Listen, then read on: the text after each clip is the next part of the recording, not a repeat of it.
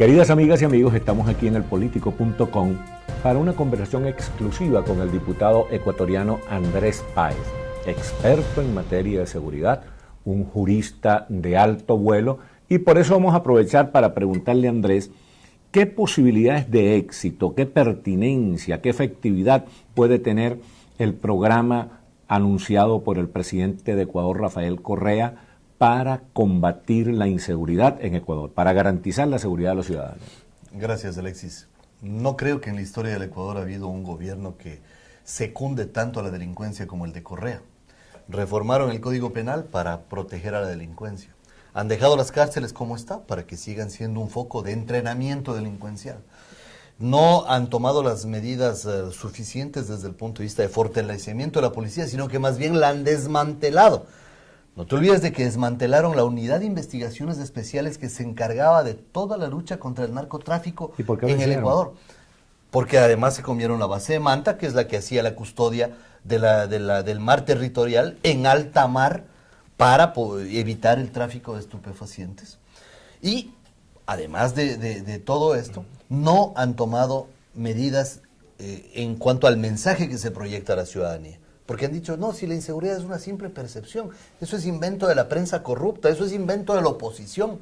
Ahora resulta que tienen que reconocer que el país ha llegado a un límite de inseguridad tan grave que tienen que incluso provocar que las Fuerzas Armadas pasen a cumplir un deber que es incompatible con su naturaleza.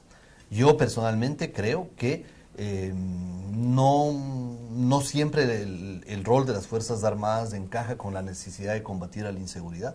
Sí, puede ser. Las Fuerzas Armadas no están organizadas, ni entrenadas, ni preparadas para eso. Todo lo contrario, están preparadas para actuar en tiempo de guerra y no en tiempo de paz. Por lo general, cuando se usan las Fuerzas Armadas para la represión del delito, las cosas se complican más de lo que se resuelven. Sí, porque las Fuerzas Armadas tienen a su cargo la custodia de la soberanía en fronteras fundamentalmente.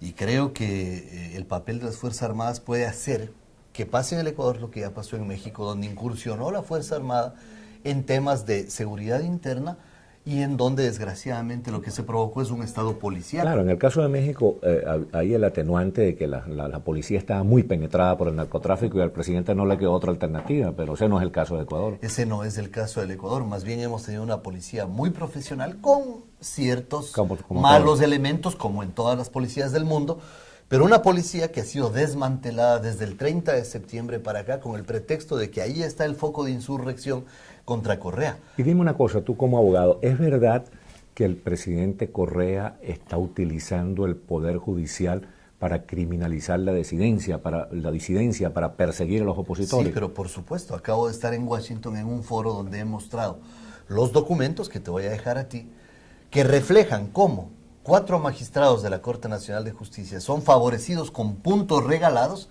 para que vayan a la Corte a dictar sentencias a favor de Correa. De hecho, la sentencia del diario El Universo es dictada por el juez Wilson Merino, que es el más favorecido, con 10 puntos que le regalaron para que llegue a la Corte Nacional de Justicia sin tener los méritos para eso. O sea que para llegar a la Corte lo que hay que hacer es amigo de Correa. Correísta, por supuesto. Porque sí, bueno, hay otros magistrados a los que no les pudieron sacar. Oye, pero se parece mucho a los casos de Bolivia, Nicaragua, Venezuela, ¿no? Es como un formato que siguen todos los países del llamado socialismo del siglo XXI y que uno prefiere llamar neocomunismo. Es el mismo libreto. Es el mismo libreto. Y yo diría que en el caso de Correa comenzó siendo una especie de populismo leninista, ¿no? Con muchos elementos del leninismo. Derivó de alguna manera en el estalinismo, por el uso de la violencia indiscriminada desde la tarea gubernamental.